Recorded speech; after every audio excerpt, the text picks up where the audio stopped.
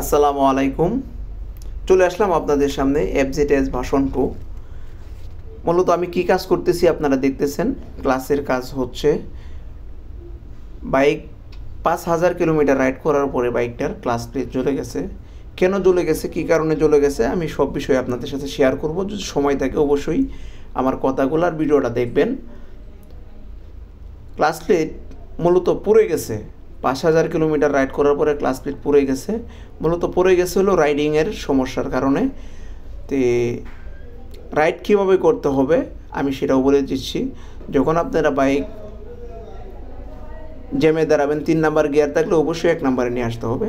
এই যে class plate দেখেন, আমার হাতে ক্লাস প্লেট কালো হয়ে গেছে পুরে। এটা হচ্ছে স্টিল প্লেট। স্টিল প্লেটটাও পুরে কালো হয়ে গেছে। দেখেন স্টিল প্লেট ক্লাস প্লেট দুইটা যদি পুরে কালো হয়ে যায় তাহলে বাইকের স্পিড কমে আসবে, স্মুথনেস কমে আসবে। অবশ্যই যদি আপনার বাইকের স্মুথনেস কমে আসে তাহলে আপনি ইয়ামাহা অথরাইজ যে ডিলার পয়েন্ট অথবা সার্ভিস সেন্টার যেগুলো আছে আপনি এখানে সাথে সাথে যোগাযোগ করুন। আপনার বাইকের 100% সমস্যার সমাধান হয়ে যাবে।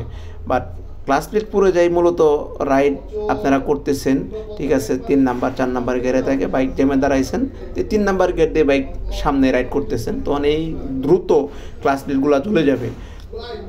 অবশ্যই এটা একটু অ্যাবাউট করে চলবেন। অবশ্যই 1 নাম্বার গিয়ারে নিয়ে আসবেন। দেখেন ক্লাস প্লেট পুরো একবার অবস্থা খারাপ হয়ে গেছে। আর ক্লাস প্লেট কীভাবে কাজ করে আমি এই সম্পর্কে আপনাদের সামনে কথা বলবো, আপনারা দেখলে বুঝতে পারবেন। মূলত ক্লাস প্লেটটা কিন্তু যখন থেকে আমরা সেটিং করি তখন থেকেই কিন্তু ক্লাসে কাজ করে। যখন আপনি ক্লাস কেবল টান দেন তখন ক্লাসটা ফ্রি হয়।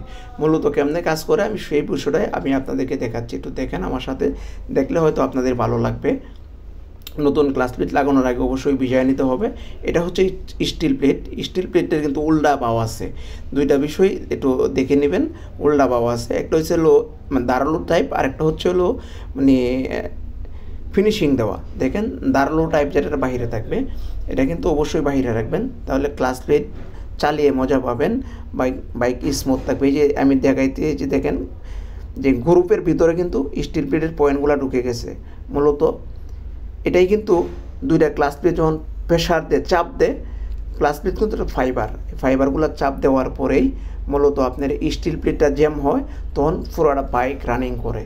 দেখেন এই যে আমি আপনি হাত দিয়ে ঘোরাইতেছি, দেখছেন এই যে আগে ক্লাস প্লেটটা ঢুকাইতে হবে, ঢুকানোর পরে যখন স্টিল প্লেটটা দিবেন তখন ক্লাস প্লেট আবার স্টিল প্লেট, এই স্টিল প্লেটগুলো ক্লাসের চাপানো থাকলে ফাইবার আর হচ্ছে লোহা, তখন কিন্তু আপনার এটা মানে আডার মতো হয়ে যায়।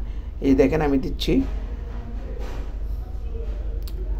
তখন এই ফাইবারটা ওই আপনার স্টিল প্লেটটাকে ভালোভাবে চাপ দিয়ে ধরে, দেখেন দেখাচ্ছি, ভালোভাবে চাপ দিয়ে ধরে, তখন বাইক মানে অল্পতেই আপনি মানে স্মুথভাবে চালাইতে পারবেন। যখন এটা স্লিপ করবে এই ক্লাস প্লেট যেটাকে আমরা বলি ফাইবার, এই ফাইবারটা যদি ক্লাস প্লেটের সাথে স্টিল প্লেটের সাথে স্লিপ করে তখন সেই ক্ষেত্রে কিন্তু আপনার বাইক খুব একটা বাঁকবে না। আপনি বাইক চালাইতেছেন, অনেক সাউন্ড করতেছে কিন্তু বাইক দৌড়াইতেছে কম। অবশ্যই এগুলা মাথায় রাখবেন। যদি বাইক আপনার চালাইতেছেন যে দৌড়াইতেছে কম, সেক্ষেত্রে আপনাকে ধরে নিতে হবে আমার ক্লাস প্লেটের কোনো প্রবলেম আসে অবশ্যই আপনি শরণাপন্ন হবেন ইয়ামাহা সার্ভিস সেন্টারে। আপনি এসে সুপারভাইজারের সাথে বিষয়টা শেয়ার করলে 100% সমস্যাটা সমাধান হয়ে যাবে আশা করি। বাট আমার ভিডিওটা যদি বুঝতে পারেন তাহলে ওকে। দেখেন এই যে আমি দেখাচ্ছি, দেখেন ঘোরায় ঘোরায় দেখাচ্ছি কেমনে কাজ করে। এটা কিন্তু এই হাফ সেন্টারের ভিতরে এই স্টিল প্লেটটা বসবে, বুঝতে পারছেন? এখন আমি যেটা দেখাচ্ছি এই স্প্রিংগুলা কিন্তু